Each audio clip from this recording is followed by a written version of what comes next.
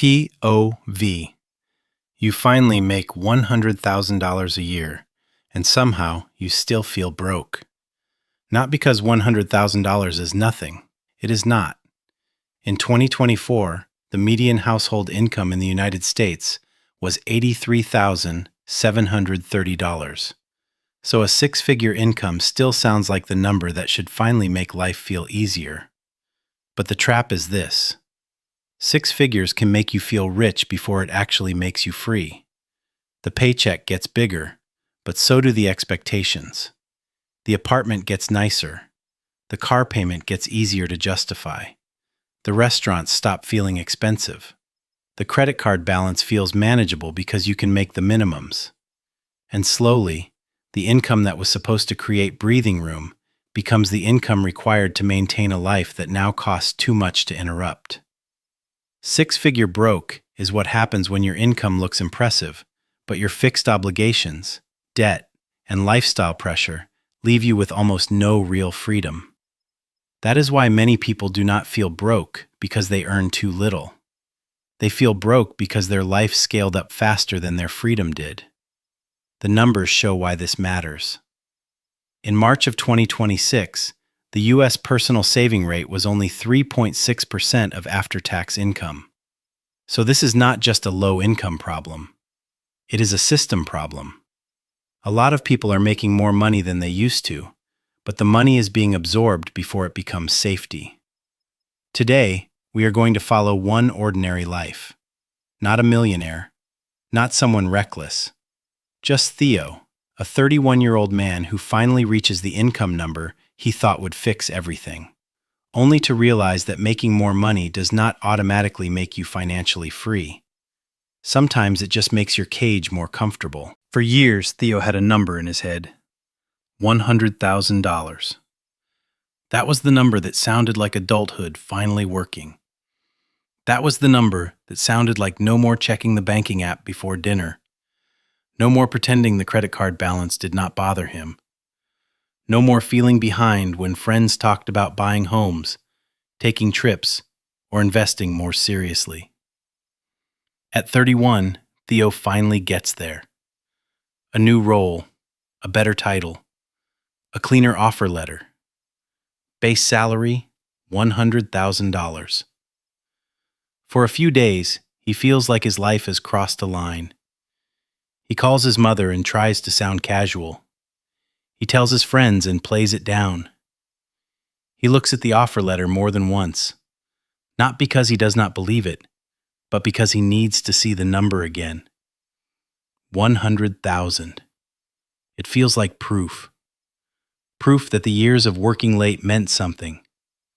Proof that the resume edits, interviews, awkward networking calls, and quiet disappointment finally turned into something real. Proof that he is not falling behind anymore. And that feeling matters, because money is never just money. Money is status, security, identity, relief, and a story you tell yourself about where your life is going. Theo thinks the story is simple. Now that he makes $100,000, things will finally get easier. But the first problem with a dream number is that life does not stop moving when you reach it. The second problem is that everyone around you starts treating the number like permission. The first paycheck arrives and Theo is excited. Then he actually looks at it. The gross number is beautiful. The net number is not bad, but it is smaller than the version he imagined in his head. Federal taxes, payroll taxes, health insurance, dental, vision. A small 401k contribution because he knows he should be doing something responsible. Maybe state tax, depending on where he lives. By the time everything comes out, the six-figure salary has turned into a monthly amount that still has to face rent, food, transportation, debt, insurance, family obligations, and every old habit that came with him.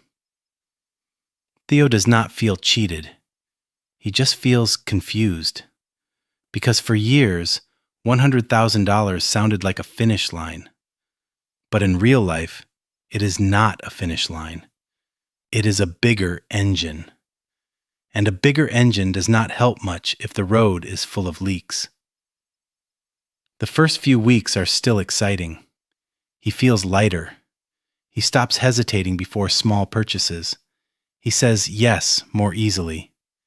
He lets himself enjoy the fact that money finally feels less tight. And that is fair. There is nothing wrong with enjoying progress. The problem begins when progress becomes permission to stop paying attention. Theo does not say, "I am going to inflate my lifestyle now." Nobody says that. He says something much more dangerous. "I can afford it now." The first upgrade is the apartment. The old place technically works, but it suddenly feels smaller than it used to. The kitchen is outdated, the neighbors are loud, the commute is annoying. And now that Theo makes 6 figures, the old place feels like a version of himself he has outgrown. So he moves. The new apartment is not outrageous. It is just nicer. Better light, better gym, better lobby, better location, better feeling when people come over. Then the car starts bothering him. Not because it is broken, it still runs, but it feels tired. The seats are worn, the dashboard looks old, and when he parks next to coworkers, he starts feeling like his life has not caught up to his income. So he upgrades the car too. Then come the smaller upgrades, the ones that do not look dangerous because they arrive quietly. Better groceries, more dinners out, a few subscriptions, new clothes for work, a nicer phone, weekend trips that feel like rewards, gifts that are slightly more expensive because he does not want to look cheap. None of it feels reckless. That is the phrase that makes this trap so hard to escape. None of it feels reckless. Every upgrade has a reason. Every payment fits. Every purchase can be defended. But together, they create a new minimum cost of being Theo. And once your minimum life gets expensive, your paycheck stops feeling like opportunity. It starts feeling like oxygen. You need it to keep the whole machine running. The 6-figure illusion is simple. You think the number means you are safe. But safety is not income. Safety is the gap between your income and your obligations. Theo's income is higher than before, but his obligations are rising too. Rent is higher, transportation is higher, insurance is higher, social spending is higher. The credit card balance is not terrifying, but it never fully disappears. His emergency fund exists, but it is smaller than it should be for the life he now has. And this is where the story gets uncomfortable. Theo is not broke in the obvious way. He is not missing rent. He is not asking friends for gas money. He is not eating instant noodles at the end of every month. From the outside, he looks like he made it. But inside, his financial life, he feels strangely trapped. Because the life that looks successful has become expensive to maintain. That is the 6-figure illusion. A higher income can raise your confidence before it raises your freedom. It can make you feel rich enough to upgrade, but not disciplined enough to protect the gap. It can make financial stress look unreasonable, because on paper, you should be fine. And that is the shameful part. When you make $100,000 and still feel broke, it is hard to admit it. Because people hear the number and think, you have no right to struggle. So Theo does what many people do. He stays quiet. The truth shows up as a car repair. Not a disaster, not a life-changing emergency, just an ugly, inconvenient bill at the wrong time. $1,000. A year earlier, Theo would have expected a bill like that to hurt. But now he makes $100,000. It should be annoying, not stressful.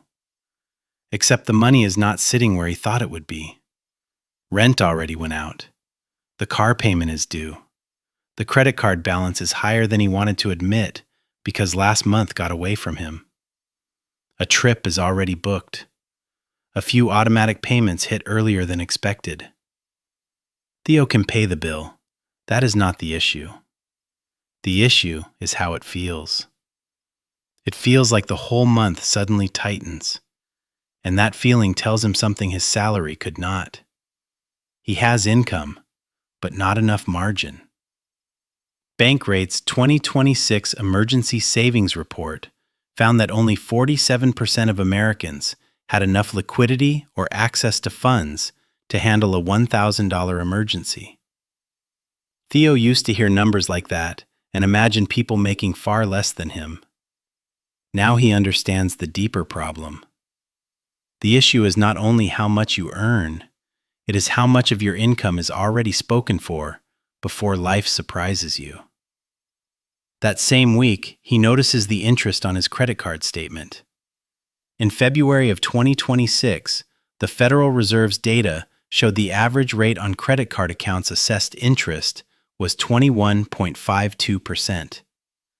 Theo's balance does not feel huge, but at that rate, even a manageable balance quietly taxes every month he refuses to clean it up. That night, Theo opens his banking app and sees the truth. He is not poor, he is overcommitted. And overcommitted is its own kind of broke. The hardest part for Theo is not the math, it is the identity. Because once people know you make good money, you start feeling pressure to live like someone who makes good money. You say yes to the dinner because saying no feels embarrassing. You keep the apartment because moving backward feels like failure. You keep the car because it matches the version of yourself you thought you had become. You buy the clothes because the room you now work in seems to demand them.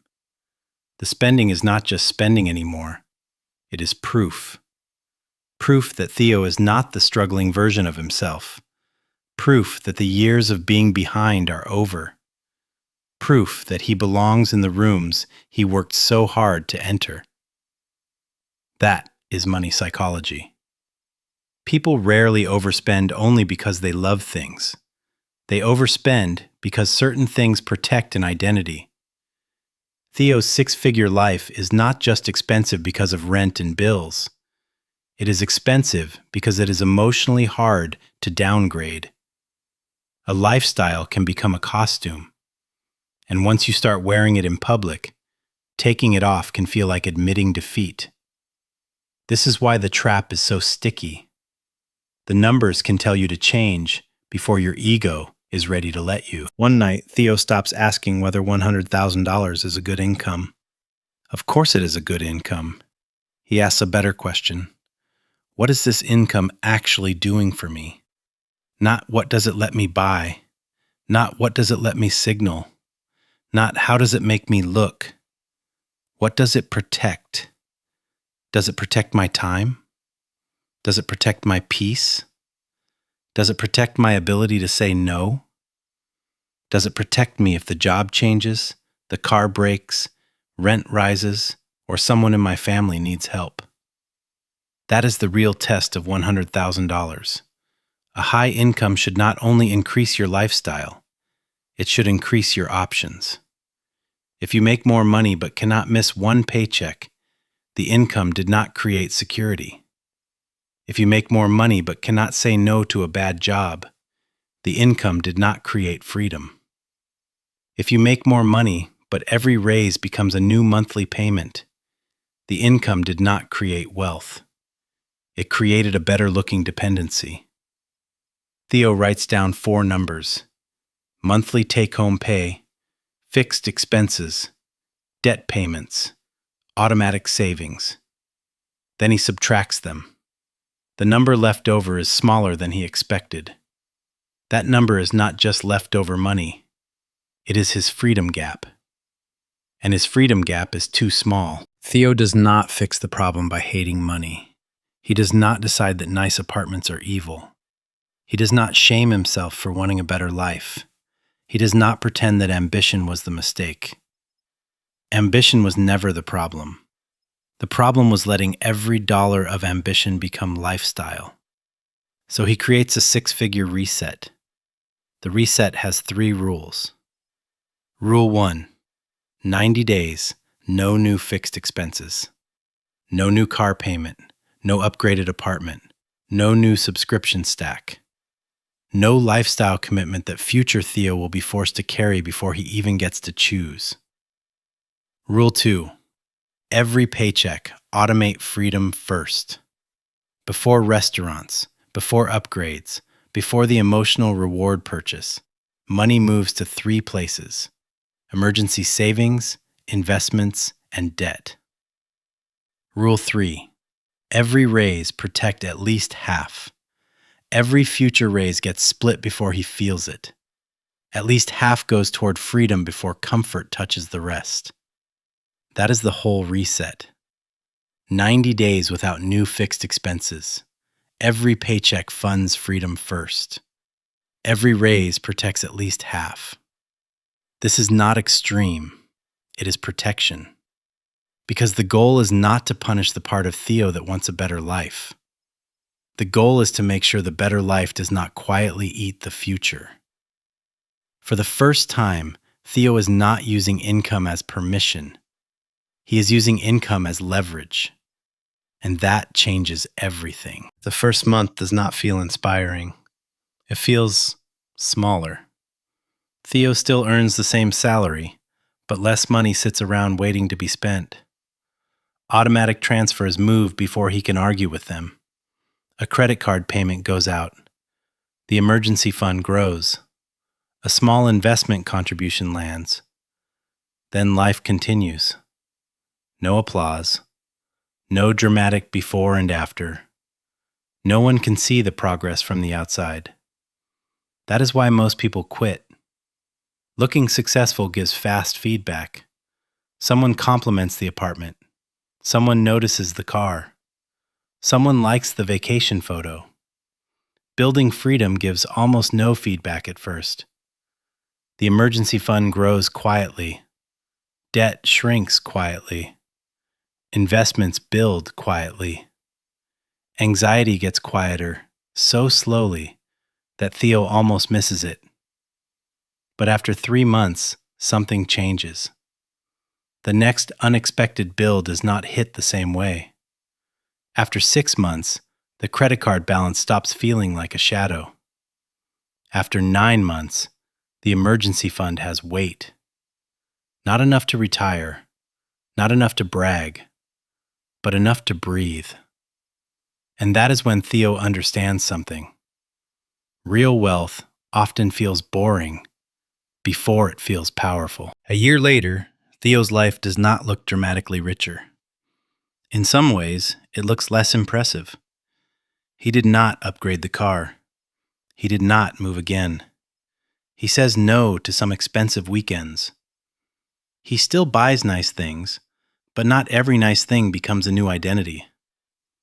Some people would look at his life and wonder why he is not doing more with $100,000. But inside his life, the difference is obvious. He has a real emergency fund now. His debt is lower. His investments are not huge, but they are alive.